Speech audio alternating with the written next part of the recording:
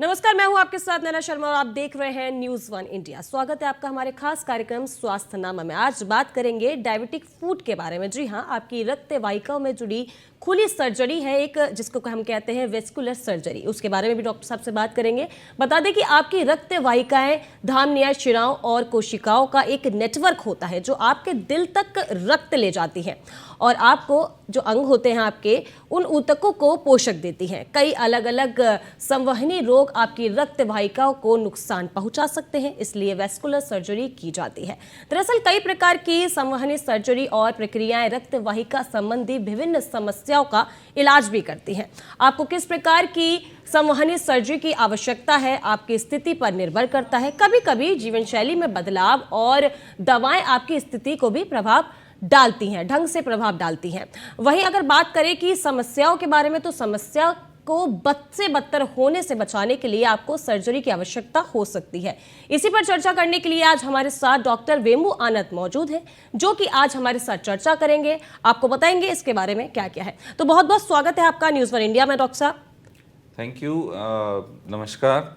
आप मेरा यहाँ पर इंटरव्यू लेने के लिए मैं बहुत आभारी हूँ और आपको कुछ जो भी जानकारी सवाल हैं वेस्कुलर सर्जरी और डायबिटिक फुट के बारे में, इसके बारे में हम चर्चा कर सकते हैं। जी, तो सबसे पहले तो ये सवाल मैं आपसे करना चाहूंगी कि इस बारे में लोग बहुत कम जानते हैं। जब उनके साथ प्रॉब्लम शुरू होती है तब उन्हें समझ में आता है कि वो किस बीमारी से एक्चुअली अभी डील कर रहे हैं। तो एक वेस्कुलर जो पेशेंट है उसका डायबिटीज से क्या संबंध है? डायबिटीज का इससे क्या पूरा जो है लेना देना है? जी, बहुत गहरा संबंध है। डायबिटीज़, जैसे आप जानते हैं, सभी ऑर्गन्स, सभी जितने आपके मेन ऑर्गन्स हैं, जैसे लिवर है, किडनी है, आइज़ हैं, हार्ट है, इन सबको प्रभावित करता है। और उनमें से, जैसे आप जानते हैं, खून की नलियाँ हर जगह होती हैं। तो खून की नलियाँ सिर्फ हार्ट में नहीं होती हैं, ब्रेन तक भी जाती हैं, पैर में जाते हैं, पेट में होती हैं, जो कि मेन काम करता है डाइजेशन और पैर में चलने का जो काम होता है, उन सब के साथ जुड़ी हुई है। तो इन सब को डायबिटीज़ जो है अफेक्ट कर सकता है। और इंडिया जो है, हमारा देश डायबिटीज़ कैपिटल कहते हैं वर्ल्ड का।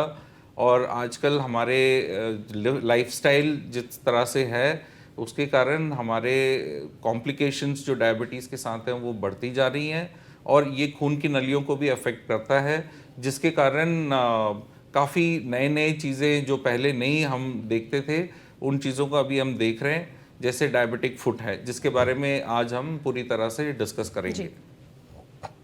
तो डायबिटिक फुट क्या है, बताना चाहेंगे दर्शकों को? जी, तो डायबिटिक फुट उस चीज़ को कहते हैं जिसमें बिकॉज डायबिटीज़ के कारण आपका जो पैर के जो खून की नलियां हैं या जो नस हैं, नर्व्स हैं जो हैं, वो अफेक्ट हो जाएं, या फिर जो बोन्स हैं वो अगर अफेक्ट हो जाए।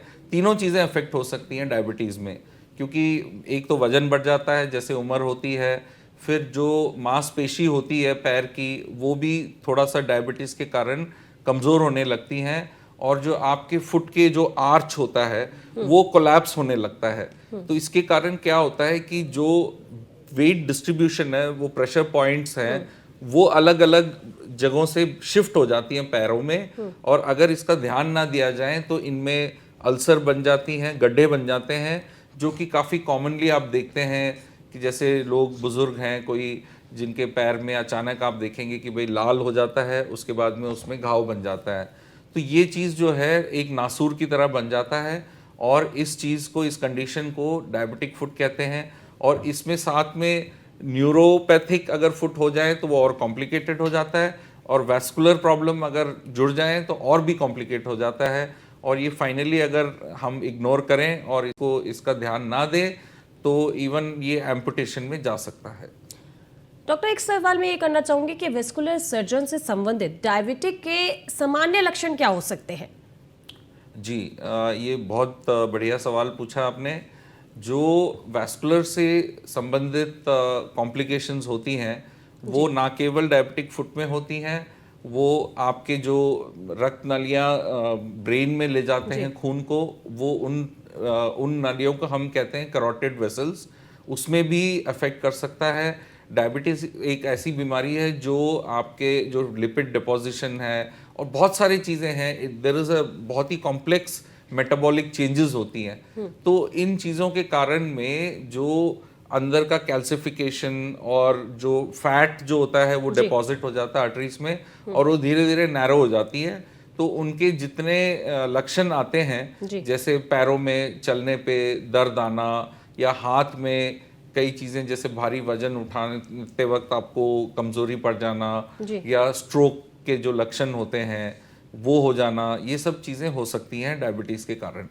तो ऐसे रोगियों में मैनेजमेंट ऑप्शन क्या है आपके पास? जी, हम वैसे अगर पूरे वैस्कुलर सर्जरी के कॉम्प्लिकेशंस के बारे में डिस्कस करें तो बहुत लंबा टाइम खींचेगा। हाँ, एक छोटा सा डिस्कशन हम करेंगे। जो डायबिटिक फुट है उसके बारे में स्पेसिफिकली हम कंसिडर अगर करें तो कॉमनली क्या होता है, आमतौर पर जो खून की नलियां हैं आपके जांग में और घुटनों में, घुटने के पीछे जो होता है, उनमें कॉमनली जो लिपिड डिपॉजिशन या जो चर्बी की डिपॉजिट होती है वो वहां पे जमना शुरू हो जाता है, जिसके कारण खून का प्रवाह जो है कम हो जाता है। साथ में जैसे मैंने पहले बताया, जो मसल का जो आर्किटेक्चर है वो चेंज हो जाता है, और फुट का जो वेट है वो डिस्ट्रीब्यूशन चेंज हो जाता है। इन सब चीज़ों के कारण पैर में अल्सर शुरू हो जाते हैं और पेन शुरू हो जाता है। मतलब आप जैसे पहले 3 किलोमीटर चलते थे, 5 किलोमीटर चलते थे, फिर आप धीरे धीरे नोटिस करेंगे कि आप सिर्फ 1 किलोमीटर चल रहे हैं, फिर छोटे से जो घाव होता है वो भर नहीं रहा, हील नहीं हो रहा है।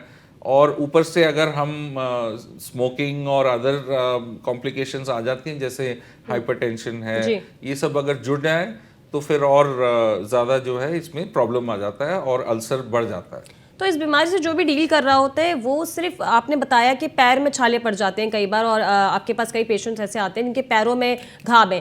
पैर के अलावा शरीर के कोई और भी अंग में या किसी और भी हाथ पे या फिर कहते हैं आंखों पे या कहीं और भी इस चीज़ का असर पड़ता है?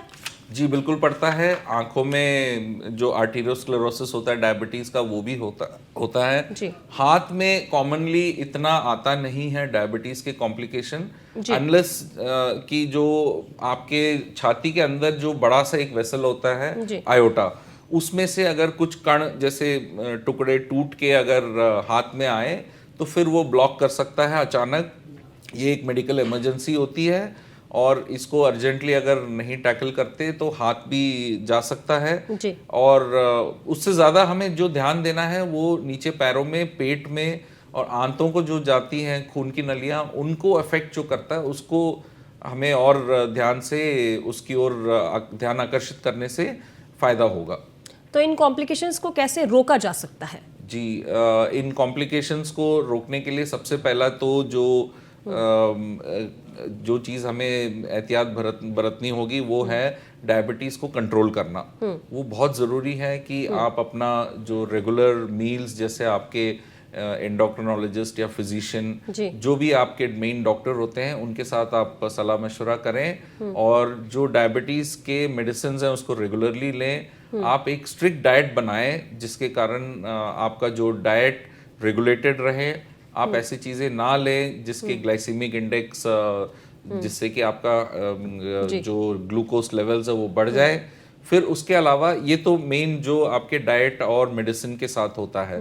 इसके अलावा आपको फिजिकल एक्सरसाइज मेंटेन करना बहुत ज़रूरी है। चाहे आप बेशक 1 किलोमीटर घर के अंदर भी चलें, धीरे धीरे चलें, आप अपने स्टेप्स काउंटिंग करके चलें। 10,000 स्टेप्स का आपसे नहीं हो सकता है, जितना हो सकता है उतना करें। व्यायाम जो है बहुत ज़रूरी है, और उसको करने से आपका ऑलमोस्ट 50% जो कॉम्प्लिकेशंस हैं वो रिड्यूस हो सकता है। उसके अलावा जो भी आपके सिम्टम्स होते हैं उसको इग्नोर ना करते हुए आप अपने जो मेन फैमिली फिजिशियन हैं उनसे कंसल्ट करें और उसके बारे में जानकारी लें, तो आपको काफ़ी चीज़ें प्रिवेंट कर सकते हैं। आपके अनुसार एक सफल वेस्कुलर सर्जन के लिए सबसे महत्वपूर्ण और सबसे इम्पोर्टेंट एस्पेक्ट क्या हो सकते हैं, आपको क्या लगता है? एक सफल वैस्कुलर सर्जन अपने पेशेंट्स को अगर रिलीफ दे सकता है जिसके लिए वो आते हैं, और प्रिवेंट कर सकता है कि वो दोबारा ना उसके पास आए, वो सबसे बड़ी सफलता होगी। ना कि वो बार बार मेरे पास आए। मैं अगर मेरे पास एक पेशेंट आए और वो लाइफ टाइम ठीक होके जाएं, वो सबसे बड़ी सफलता होगी मेरे लिए। आपके इस काम में अब तक की सबसे बड़ी चुनौती क्या है? क्या क्या चुनौतियां होती हैं जो आपको फेस करनी पड़ती हैं इस इलाज के दौरान पेशेंट्स के साथ? पेशेंट्स के साथ अगर मैं सिर्फ डायबिटिक फुट के बारे में बात करूं तो डायबिटिक फुट एक मल्टी डिसिप्लिनरी अप्रोच लेना पड़ता है, जिसका मतलब है कि एक ही स्पेशलिस्ट से पूरा काम होता नहीं है। कई बार हम प्लास्टिक सर्जन्स के साथ मिलके काम करते हैं, कई बार हम जनरल सर्जन्स के साथ करते हैं, कई बार आजकल तो विदेशों में डायबिटिक फुट स्पेशलिस्ट अलग एक स्पेशलिटी के रूप में भी करते हैं और इंडिया में भी ये आने लगा है।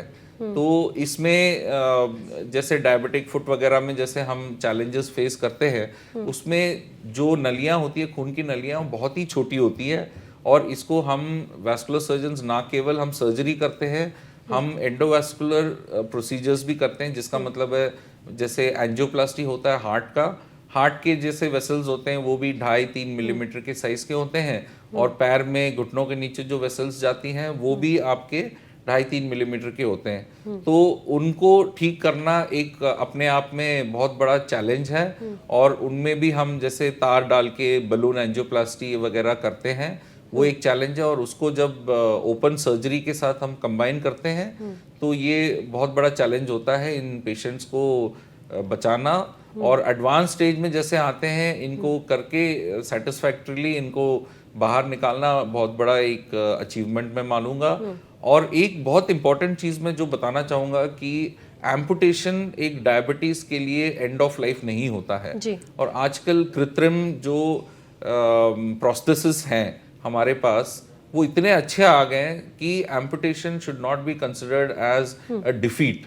रादर आपने अगर लेवल ऑफ एम्पुटेशन कम करके आपने पेशेंट को बचाया तो वो भी एक अपने आप में बहुत बड़ी उपलब्धि होती है।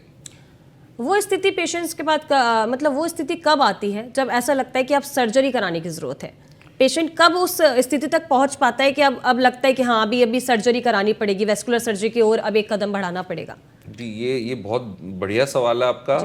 इसमें जो है, जो मैं तो पूरा श्रेय दूंगा एक फैमिली फिजिशियन को जी। और कुछ पेशेंट्स हैं जो जानकार होते हैं, तो वो अपने आप में कई चीज़ें जैसे वो टीवी में देखते हैं या गूगल में पढ़ते हैं तो वो थोड़े से जानकार होते हैं। लेकिन आमतौर पे अगर कोई गांव वगैरह से आते हैं जो जहाँ पे फैसिलिटी इतनी होती नहीं है, वहाँ पर वो काफ़ी नेग्लेक्ट हो जाते हैं। जानकारी का कम अभाव भी एक तरीके का बिल्कुल। और उसमें एक बहुत ज़रूरी चीज़ ये है कि अगर जैसे हम आपके चैनल जैसे प्रमोट कर रहा है, इन चीज़ों में अगर ये वहाँ तक पहुँचता है और उनको आइडिया लगता है कि भाई शुगर के लेवल्स हम रेगुलरली मॉनिटर करें और कोई भी घाव हो, कोई भी क्रैक्स हो स्किन में, कोई भी अगर सेंसेशन का लॉस हो पैर में और अगर लगता है कि पैर सुन्न हो रहा है और वो चल नहीं पा रहे हैं, जो उनका जो फिजिकल वर्क जो पहले करते थे वो अब नहीं कर पा रहे हैं, इन चीज़ों को ध्यान में रखते हुए उनको सबसे पहले अपने फैमिली फिजिशियन या डॉक्टर के पास जाना चाहिए। और अगर कई बार प्राइमरी हेल्थ केयर सेटअप में अगर कोई डॉक्टर पहचान ना पाए तो भी अगर आपको अगर लगता है तो बार बार जाइए अपने फैमिली फिजिशियन के पास। एक डॉक्टर के पास जब भी कोई मरीज दूसरी बार आता है वो ज़रूर ये सोचेगा कि ये पहले मैंने इसको भेजा है, ये दोबारा मेरे पास आया तो इसको ज़रूर कोई ना कोई प्रॉब्लम होगा, इसको मुझे एड्रेस करना चाहिए। तो कॉन्स्टेंटली आप अपने फैमिली फिजिशियन के साथ टच में रहेंगे तो आपको उसमें फ़ायदा होगा। तो आपके अनुसार वेस्कुलर सर्जरी के बारे में रोगियों के लिए जानने वाली सबसे महत्वपूर्ण बात क्यों है? क्योंकि कई बार यही होता है कि कुछ बीमारियां ऐसी होती हैं जिसके बारे में जानकारी कम होती है और हम कभी कभी गलत इलाज की ओर चले जाते हैं। तो वेस्कुलर सर्जरी की अगर बात करें तो रोगियों को क्या मालूम होना चाहिए? जी बिल्कुल, ये वेस्कुलर सर्जरी के जो कॉमन लक्षण होते हैं वो या तो आर्टरीज के संबंधित होते हैं या वेन्स के संबंधित होते हैं। तो आर्टरीज के जो संबंध होते हैं वो आपको जैसे मैंने बताया पेन होता है। पेन सबसे पहले जो सिम्टम होता है किसी भी वैस्कुलर डिजीज का बहुत ज़रूरी सिम्टम होता है। तो आपको पेन अगर हो कहीं पे भी तो इसको इग्नोर ना करें, चाहे वो न्यूरोपैथिक पेन हो या खून की नली के कारण। नस जो है दो तरह की होती है, एक खून के नस होते हैं और दूसरे जो न्यूरोलॉजिस्ट या न्यूरोसर्जन करते हैं वो नस भी एक होता है। तो दोनों में पेन जो है हो सकता है और उन दोनों को डिफरेंशिएट या दोनों में अंतर बताना एक डॉक्टर कर सकता है। तो पेन को इग्नोर नहीं करना चाहिए, ये बहुत ज़रूरी है। और उसके अलावा स्वेलिंग, पैरों में अगर सूजन आना, हाथों में सूजन आना, ये चीज़ भी आप इग्नोर नहीं करना चाहिए। जैसे हार्ट अटैक में कहते हैं कि सिर्फ छाती में दर्द होना आवश्यक नहीं है, पीठ में भी हो सकता है, पेट में भी हो सकता है। वैसे ही सूजन और पेन कहीं पे भी हो तो आप अपने जनरल फिजिशियन या सर्जन किसी से भी आप कांटेक्ट करके उसके बारे में जानकारी और लीजिए और उनको सवाल पूछिए ताकि वो भी अपने आप एक्स्ट्रा अगर टेस्ट करना हो कर सकें जिसके कारण आपका फायदा हो। तो ये डायबिटिक फूड के बारे में सबसे आम गलतफहमी क्या हो सकती है? जी, डायबिटिक फूड के बारे में लोग ये सोचते हैं, कई दफ़ा मैंने पेशेंट्स देखे हैं जो बोलते हैं अरे डॉक्टर साहब ये डायबिटिक फुट हो गया तो वो एम्पुटेशन में जाएगा। नहीं, ऐसा नहीं होता है। डायबिटिक फुट एक ऐसा कॉम्प्लेक्स जिसे कहते हैं एक बीमारी है जिसमें छोटे से अल्सर से बड़े अल्सर तक भी आजकल इलाज किया जा सकता है और अच्छी तरह किया जा सकता है। इसीलिए उस पर आप निराश ना होते हुए उसका अगर ठीक तरह से ख्याल करें। ड्रेसिंग्स आ गई हैं हमारे पास जो बहुत ही अच्छी हैं। वैक थेरेपी होता है जिससे कि हम बड़े बड़े अल्सर्स को भी ठीक कर सकते हैं। एंजियोप्लास्टी आ चुका है, एंजियोप्लास्टी और स्टेंटिंग, जिससे हम खून के प्रवाह को बढ़ा सकते हैं। अगर वो भी नहीं सक्सेस होता है तो हम बाईपास कर सकते हैं। नीचे पैरों तक हम बाईपास कर सकते हैं। ऊपर थाई से पेट के जो खून की नलियां हैं वहां से लेके बाईपास हम जो है पैर तक लेके आ सकते हैं। तो सब कुछ मुमकिन है और सब कुछ एक पॉजिटिव आउटलुक के साथ अगर हम देखें तो अच्छे आउटकम्स हम लेके आ सकते हैं इन डायबिटिक फीट में। जी डॉक्टर साहब, एक आखिरी सवाल मैं आपसे करना चाहूंगी कि इस रोग को रोकने के लिए लोग अपनी जीवन शैली में सबसे महत्वपूर्ण बदलाव क्या कर सकते हैं? जी, दो बहुत ज़रूरी चीज़ें हैं, एक डाइट और दूसरी एक्सरसाइज। इन दोनों को अगर रेगुलरली कोई भी अपनाता है और स्ट्रेस ऑफ लाइफ उसको अगर हम कम करें तो ये बीमारियां अवश्य कम हो सकती हैं। एक्सरसाइज बहुत इंपॉर्टेंट रोल प्ले करता है, बट अल्सर आने के बाद कई पेशेंट्स जो है एक्सरसाइज नहीं कर पाते हैं, तो उसमें भी आप निराश नहीं होना चाहिए। मैंने कई पेशेंट्स देखे हैं जो डायबिटिक फुटवेयर पहनते हैं, वो भी एक बहुत ज़रूरी चीज़ होता है। एक अच्छे फुटवेयर की ज़रूरत होती है, तो उस फुटवेयर को पहन के आप अपर बॉडी एक्सरसाइजेस भी कर सकते हैं। स्विमिंग एक बहुत अच्छा एक्सरसाइज है जो कि इतनी आसानी से कर नहीं पाते लोग, but otherwise yoga, meditation, stress को कम करना, डाइट मॉडिफिकेशन बहुत ज़रूरी है। जी, आपका बहुत बहुत धन्यवाद। तो ये थे हमारे साथ डॉक्टर बेम्बू आनंद, जिन्होंने वेस्कुलर सर्जरी के बारे में और फूड डायबिटिक क्या होती है इसके बारे में हमें जानकारी दी। इसके साथ ही उन्होंने कैसे इस बीमारी से बचा जाए, इसके लक्षणों को कैसे पहचाना जाए, इस सब की जानकारी दी। उम्मीद है आपको ये जानकारी पसंद आई होगी। इसके साथ ही हमारे साथ आज के स्वास्थ्यनामा में बस इतना ही। डॉक्टर बेम्बू आनंद जी, आपका हमारे साथ जुड़ने के लिए और इतनी जानकारी साझा करने के लिए बहुत बहुत शुक्रिया। अगले शनिवार भी फिर किसी अन्य जानकारी के साथ दोबारा होंगे हाजिर। तब तक के लिए देखते रहिए न्यूज़ 1 इंडिया।